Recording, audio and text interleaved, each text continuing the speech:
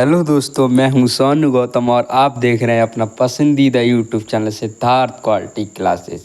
इस वीडियो में हम क्लास 10 यूपी बोर्ड की चौथे चैप्टर एसएसटी का, जिसका नाम है औद्योगिकरण का युग, उसका हमें लेक्चर आज 2 रीड करेंगे। लेक्चर 1 हमने अपने चैनल पर अपलोड कर दिया है। अगर अभी तक आपने नहीं देखा है तो जाकर देख लीजिएगा। आज की ये वीडियो हम शुरू करते हैं। तो हमारा पहला टॉपिक है बुनकरों का क्या हुआ। तो इसमें देखते हैं क्या क्या है। 1760 और 1770 के दशकों में बंगाल और कर्नाटक में राजनीतिक सत्ता स्थापित करने से पहले ईस्ट इंडिया कंपनी को निर्यात के लिए लगातार सप्लाई आसानी से नहीं मिल पाती थी। उसका कारण क्या था?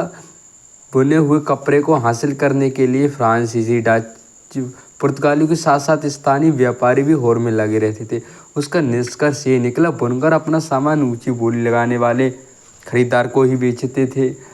ईस्ट इंडिया कंपनी द्वारा राजनीतिक सत्ता स्थापित।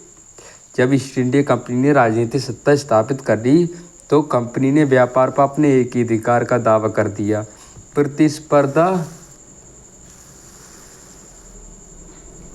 खत्म कर दी, लागतों पर अंकुश रखा, रेशम से बनी चीज़ों की नियमित आपूर्ति सुनिश्चित कर दी।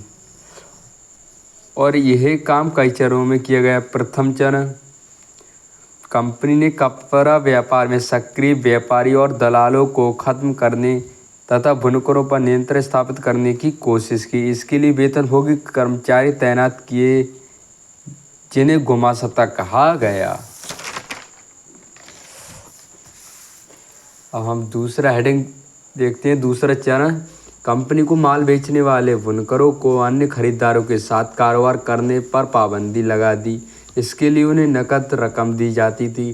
काम का आदेश मिलने पर बुनकरों को कच्चा माल खरीदने के लिए कर्जा दे दिया जाता था। जो कर्जा लेते थे उन्हें अपना कपड़ा गुमास्ता को ही देना पड़ता था। अब हमारा अगला हेडिंग है प्रारंभिक उद्यमी, यानी प्रारंभिक व्यापारी या उद्योगपति।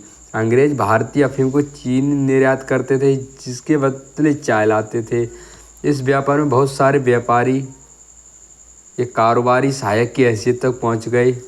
व्यापार से पैसा कमाने के बाद कुछ व्यवसायी भारत में उद्योग स्थापित करना चाहते थे। द्वारका नाथ टैगोर ने चीन के साथ व्यापार में खूब पैसा कमाया और बंगाल में 1830 और 40 के दशकों में 6 संयुक्त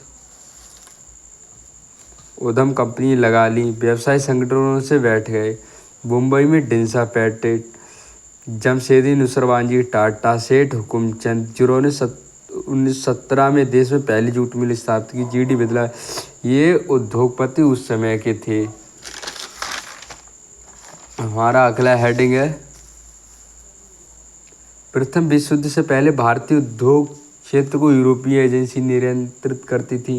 प्रमुख यूरोप एजेंसी कौन कौन सी थी? पहली थी वर्ट हेगलार्ड एंड कंपनी, दूसरी थी एंड्रयू यूल, तीसरी थी जिसका नाम है जार्डिन स्किनर एंड कंपनी।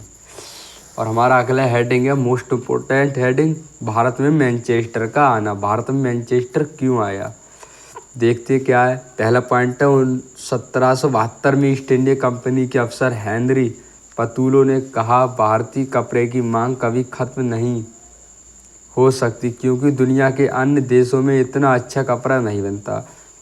परंतु 19वीं सदी की शुरुआत में गिरावट दर्ज होने लगी, जो लंबे समय तक जारी रही। क्या कारण थे कि भारतीय व्यापार में गिरावट जारी है? पहला था, जब इंग्लैंड में कपास उद्योग विकसित हुआ तो वहाँ के उद्योगपति दूसरे देशों से आने वाले कपड़ों से परेशान दिखाई देने लगे। उन्होंने सरकार पर दबाव डाला कि वह बाहर से आने वाले कपड़ों पर आयात शुल्क वसूले, जिससे मैनचेस्टर में बने कपड़े बाहरी प्रतिस्पर्धा के बिना इंग्लैंड में आराम से बिक सकें। हमारा अगला हेडिंग है दूसरा कारण, उन्होंने ईस्ट इंडिया कंपनी पर यह भी दबाव डाला कि ब्रिटिश में निर्मित कपड़ों को वे भारत में बेचे। अब इसका निष्कर्ष क्या निकला? निष्कर्ष ये निकला, इंग्लैंड में बना कपड़ा भारत की अपेक्षा सस्ता होता था, क्योंकि ये मशीन से बना होता था। भारतीय बुनकर उसका सामना नहीं कर सकते थे। और हमारा अगला हेडिंग है फैक्ट्री का आना। बम्बई में पहली कपड़ा मिल 1854 में खुली। देश में पहली जूट मिल 1855 में खुली। 1874 मद्रास में पहली कताई और बुनाई मिल खोली गई। यहाँ से आपके भौगोलिक भी क्वेश्चन बन सकते हैं। ये 3 मोस्ट इम्पोर्टेंट पॉइंट है आपके। हमारा अगला हेडिंग और लास्ट हेडिंग है इस चैप्टर का, भारत के व्यापार में प्रथम विश्व युद्ध की भूमिका। क्या भूमिका रही भारत के व्यापार में प्रथम विश्व युद्ध की, देखते हैं। ब्रिटिश कारखाने सेना की जरूरतों को पूरा करने के लिए युद्ध संबंधी उत्पादों में बेचते प्रथम विश्व युद्ध के दौरान, जिसका निष्कर्ष क्या निकला, भारत में मैनचेस्टर की माल का आयात कम हो गया।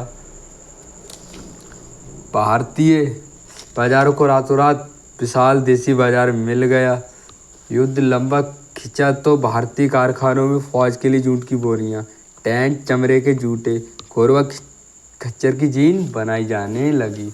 अगर आपको हमारी वीडियो पसंद आई हो तो वीडियो को लाइक कीजिए, चैनल को सब्सक्राइब कीजिए। मिलते हैं नेक्स्ट वीडियो में, आज के लिए इतना ही।